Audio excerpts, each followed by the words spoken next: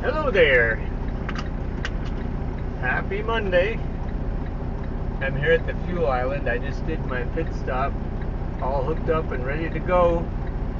I wasn't talking to you from in front of the windmills because there was a whole pile of guys there getting ready to leave, and I was going to be in their way with my car, so I just came up here instead.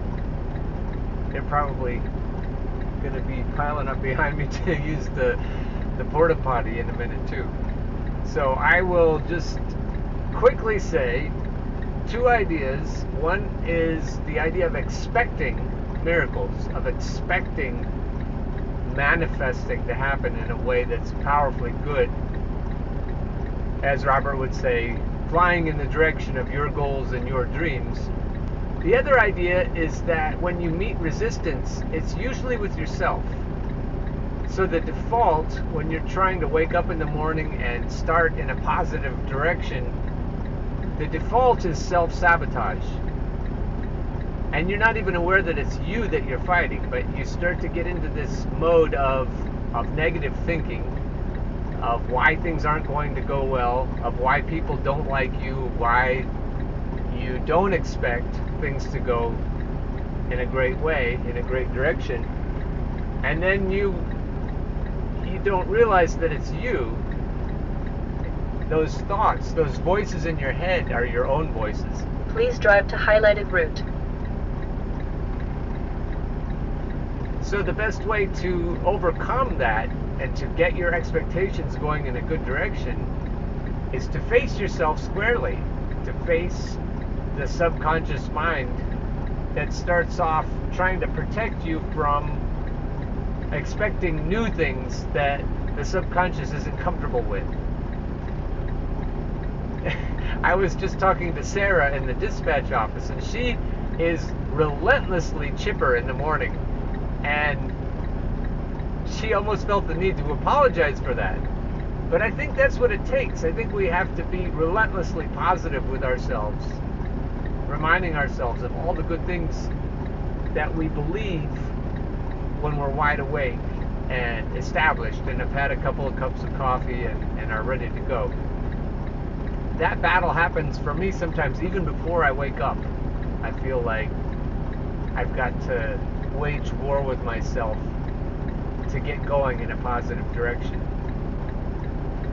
I have a feeling it's because my soul's been alive so long and it has some kind of bad habits, and it may take a while. Maybe, a few more minutes. I don't know how long things can take. I believe usually that things can be much faster than we typically think they will be, if we can get our expectations going in the right direction.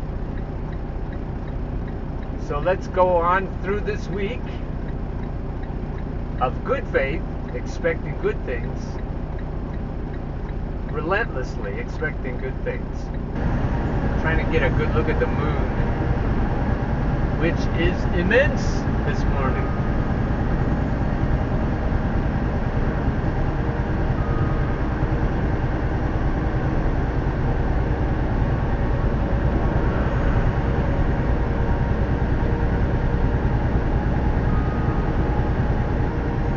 So wanting something is different than expecting something.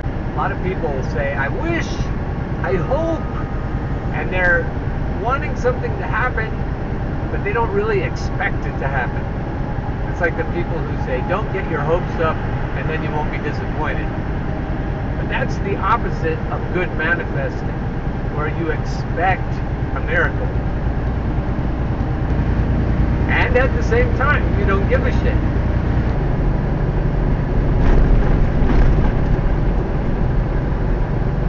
So that full moon is still pulling on all of us, even though we can't see it at the moment.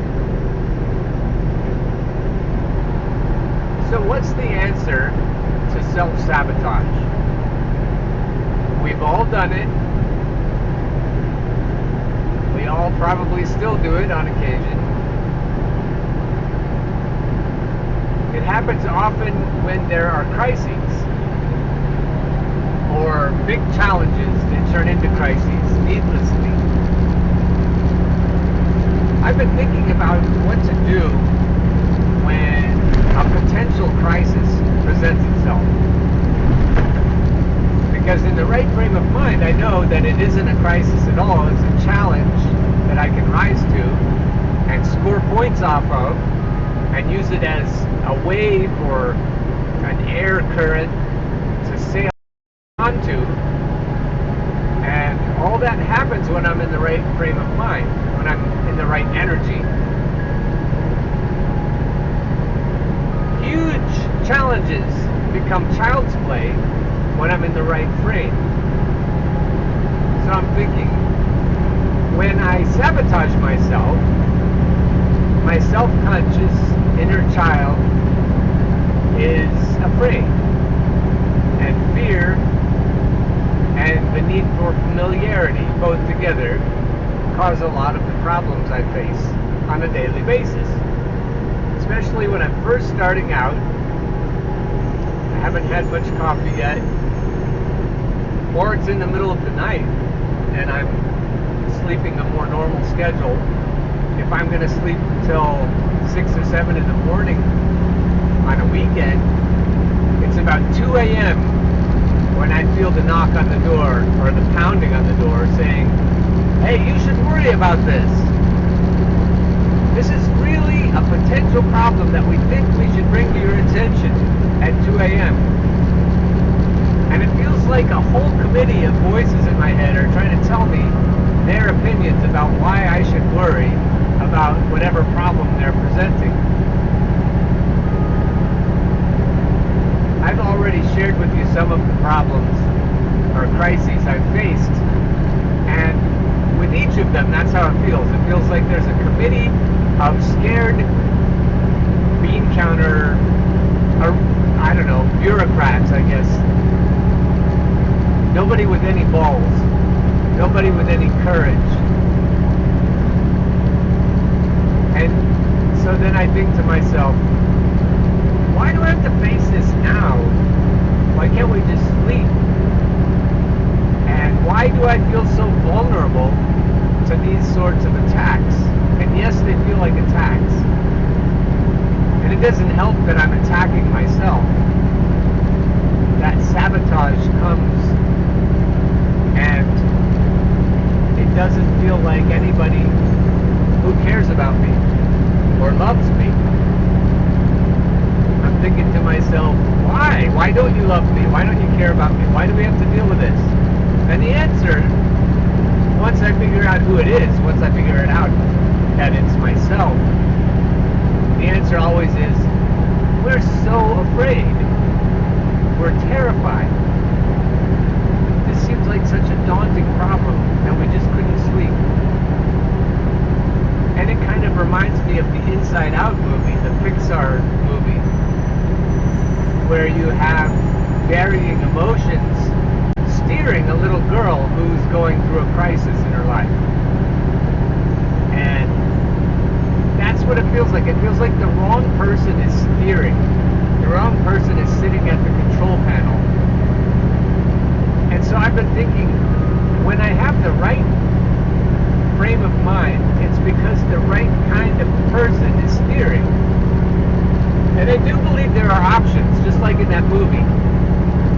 Disgust, fear, anger, sadness, joy, plus a lot of others. Vie for control. And rather than just put an emotion at the controls, I would rather put a personality. I have expectations for how I'm going to be treated by other people, and I want to have expectations, similar ones, for how I treat myself. And I've already shared with you that when a veteran teacher is in front of a bunch of squirrely 6th graders, they don't try you that much. But when a novice teacher is in front of them, they try everything to see what might work. And so I'm trying to think, who can I put at the controls who will handle crises well? potential problems at 2 a.m.? Who's going to handle things without sabotaging the whole operation? So I think Joy in the movie was good, but I would rather put somebody who has attributes besides just joy. I'd rather put a joyful person who has authority, like a veteran teacher. So I was thinking, for my control room, the main captain seat where Captain Kirk sits, I want somebody like that. I want a king, a kingly person, or a starship captain. Take your pick. When a king walks into a room, a good king, not a novice king, not a child king, but an established king. When a king walks into the room, people defer, people listen, people pay attention, people obey. And for the other voices in my head, I want somebody like that in charge. So when they're scrambling around and trying to panic, there's a calm and sure hand at the helm saying, calm down, listen, obey, and you'll be fine. I don't want a committee. I want one person, and I'm going to call my person the king. And you can call your person whatever you like. If you want some kind of monarch, that's fine, or some kind of sea captain or airline captain, somebody who's used to taking charge and who listens to other opinions but still ends up making the decision alone.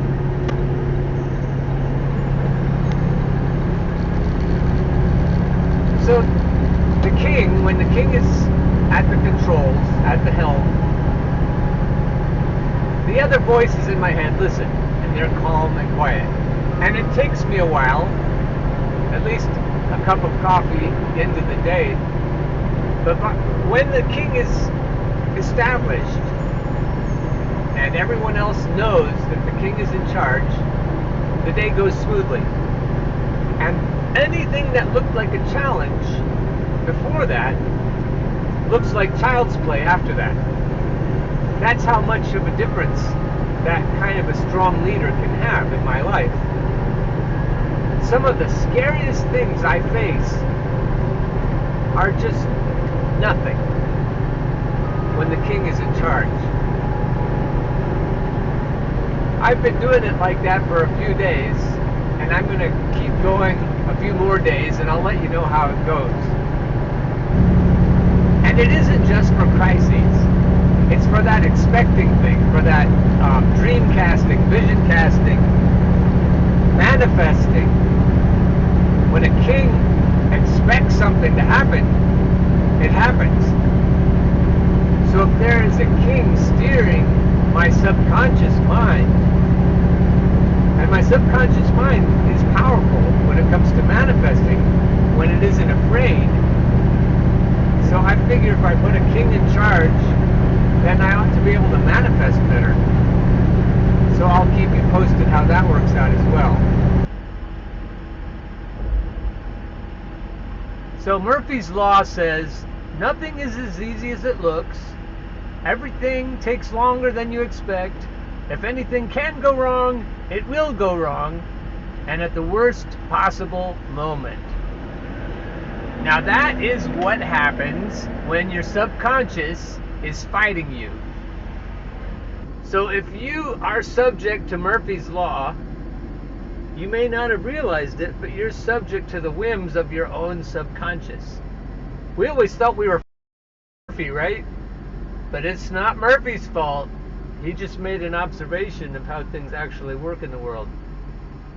So I'm here. I've got to get on the road. I didn't realize you were watching me there for a second. But I will. I saw Murphy's Law on the driver's room door, or on the wall. It was on the wall in the driver's room. So I took a picture of it, I'll show you the picture. I already showed you the picture, I'm sure. And we'll see what else we have to say about Murphy's Law, because it fits exactly with what we were talking about earlier. I don't know what your opinion is about Murphy's Law, but as I've grown up and talked about it with other people, it seems to be almost universally accepted as that's how life works.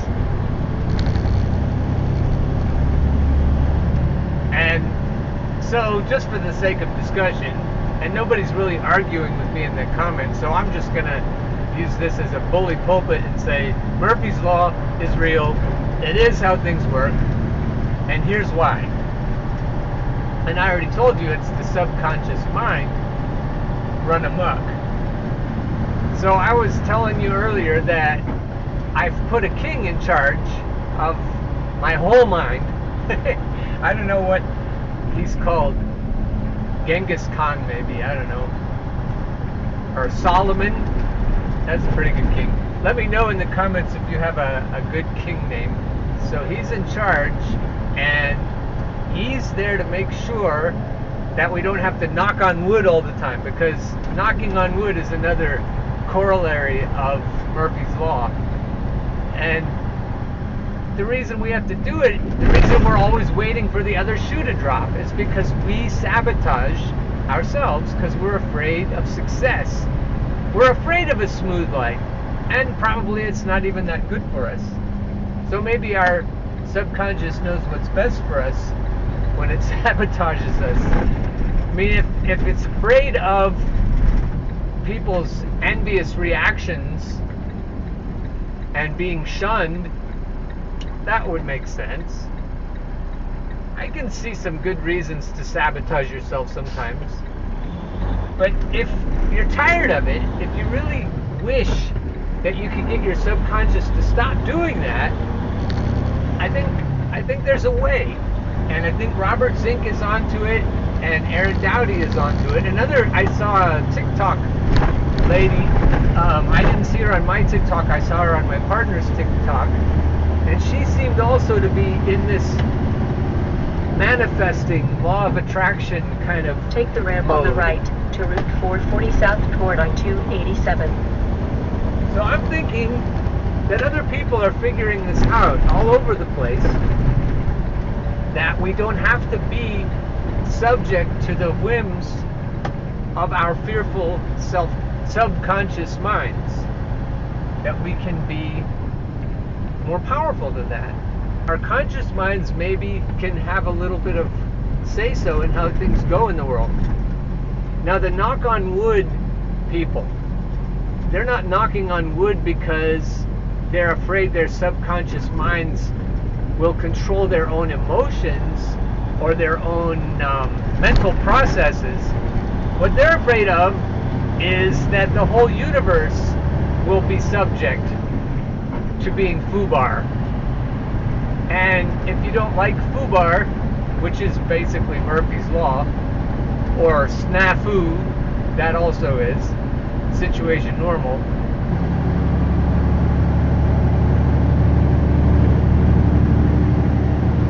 so if situation normal is all fucked up, you need to have a talk with yourself. Because I, for one, am not willing to accept all fucked up as the normal situation. And I've lived a lot of my life One half that mile, way. keep right to I-95, then keep left. It's snafu mode. I think it's time for a different way of looking at life and of experiencing life. So let's try this together. If I'm looking for situation normal, all unfucked up, would that be fucked down? I wonder why down is better than up. And not only should we be free of Murphy's meddling, we should be free of the need to worry about it, which is in some ways even worse. Always knocking on wood and waiting for the other shoe to drop. So when we expect Murphy's Law to happen, our expectations manifest themselves in negative outcomes. So we need different expectations. We need to put people in charge of our subconscious. I don't know who, in your case, but I just want one person, not a committee, and I want that person to be badass so he doesn't take any guff. And I want that monarch of a person to put Murphy in his place. Say, Murphy, it isn't always like that. I've talked about demons before on this channel. I used to think there was a special category of demons, and there still might be, called not-so-fast demons. And the not-so-fast demons hover around anything that's worth anything, and you saunter in big, dumb, and happy, and you say, oh, by the way, that's Dave Dirksen Sr. from University of Oregon, music education professor extraordinaire, who used to always say, big, dumb, and happy. And I've never been sad that I learned that.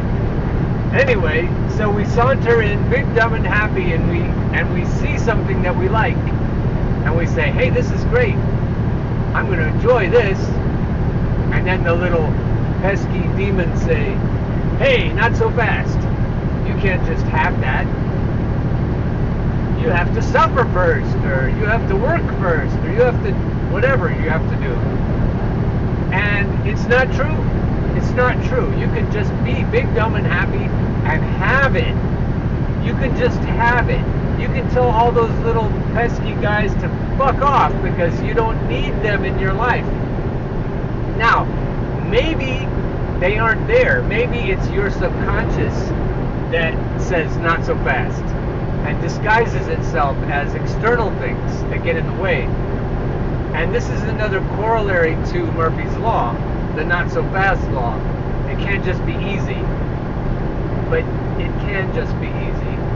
And what you and I need to do is just claim it. Yes, it can be that easy. And we're going to make sure it's that easy. We're going to get our own self out of the way. And then if there are any demons, our self not only is out of the way, it's aligned with our intentions, with our goals and dreams. And that force is very powerful. And so if there are demons, we'll just squash them. Hey guys, sorry about that. We are going to do it so fast. Just this fast.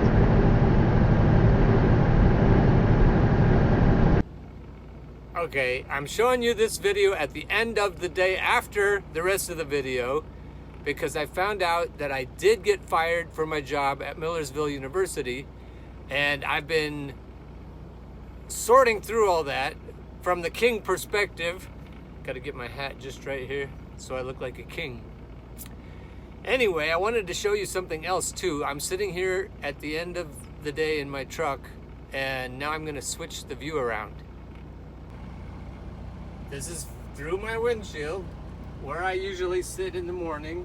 I'm putting my phone up where the webcam, the dash cam usually is. So you can see the 3 trucks, and then that SUV, that's exactly where it was. And I was saying that the windmills are behind the SUV. So now if that increases your faith, then you're like Thomas, and seeing you believe. But tomorrow morning, I'm going to be sitting here again, and they'll be there. So then I guess that will help our faith. You know, though, a big giant could come and swoop down and smash them to smithereens. You never know. Talk to you soon.